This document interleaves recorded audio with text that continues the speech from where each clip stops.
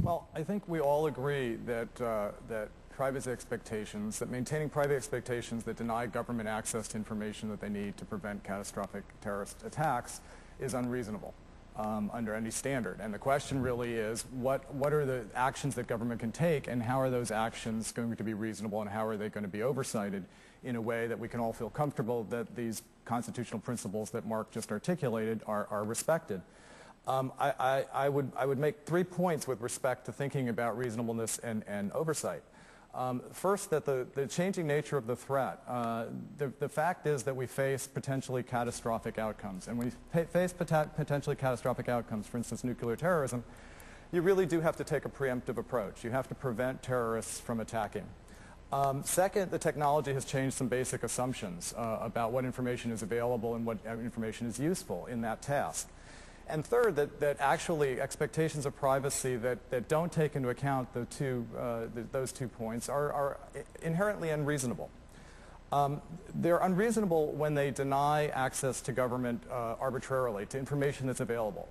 For example, I would point to the wall, the famous wall that separated intelligence and criminal investigations prior to 9/11.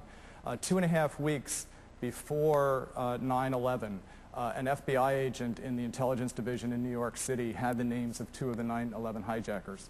He asked for help from the criminal division to use their resources to track those two who existed in San Diego and were in the phone book. He didn't have the San Diego phone book.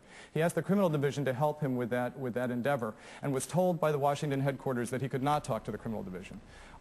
He sent an email back to them saying that this decision will cost lives, and I hope we can live with that in the future.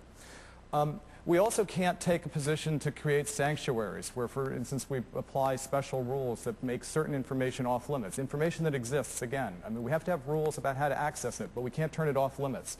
The move to try to make library records exempt from, for instance, the normal business records requirement would create a sanctuary. There were a terrorist trial in New York City when Babar pled guilty to material support of terrorism, and said specifically that he went to the New York Public Library to communicate with al-Qaeda members abroad because he knew that the New York Public Library scrubbed the hard disks every night to avoid keeping records.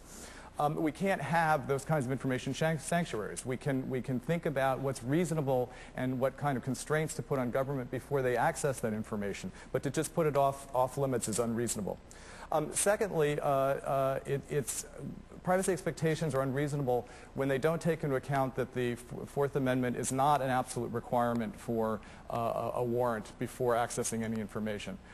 We need to have a mechanism that allows programmatic approaches to certain kinds of information access based on reasonable suspicion, based on other standards that we use every day on the street when police officers observe activity, use a standard of reasonable suspicion, use that to work their way up to probable cause.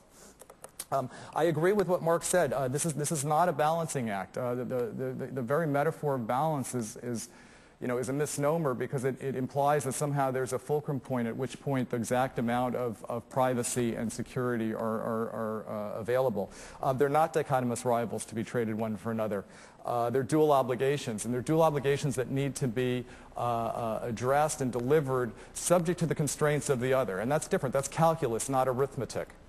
The changing nature of the threat, you can't deny that there's the potential for catastrophic outcomes. That requires preemption. And preemption, by definition, requires some form of surveillance. Preemption is based on making some judgment about the future and what's going to happen. You can't do that without observing current behavior or past behavior and making some judgment. That's what we do. There's another problem that we have rules that are based on this line of the border where we had, and this is really the crux of the real problem. In moving to preemption, we have had this line historically between law enforcement that was sort of domestic and foreign intelligence, which was sort of foreign, and the rules changed at the border. Well, that doesn't work against an enemy who moves easily across that border and who hides among civilian populations, who moves within regular migration flows to mask their activity. The nature of the information, its availability has changed. The depth of practical obscurity, some of the things that Mark mentioned about how information is available. The economics of information means that more data is going to be available. And automated analysis and data mining, quite frankly, means that it's more useful, that actually accessing this information can give us knowledge, can help us prevent, help us anticipate future action. And I would just come around that some of these expectations are unreasonable in this context if they're not rethought. We live in this mythology of privacy that has a fetish for secrecy over procedural protections. The opposition to the privacy lobby, for instance, to data retention laws. We need oversight and accountability, and we need reasonableness, and we need to figure out how those things are going to happen in this new environment.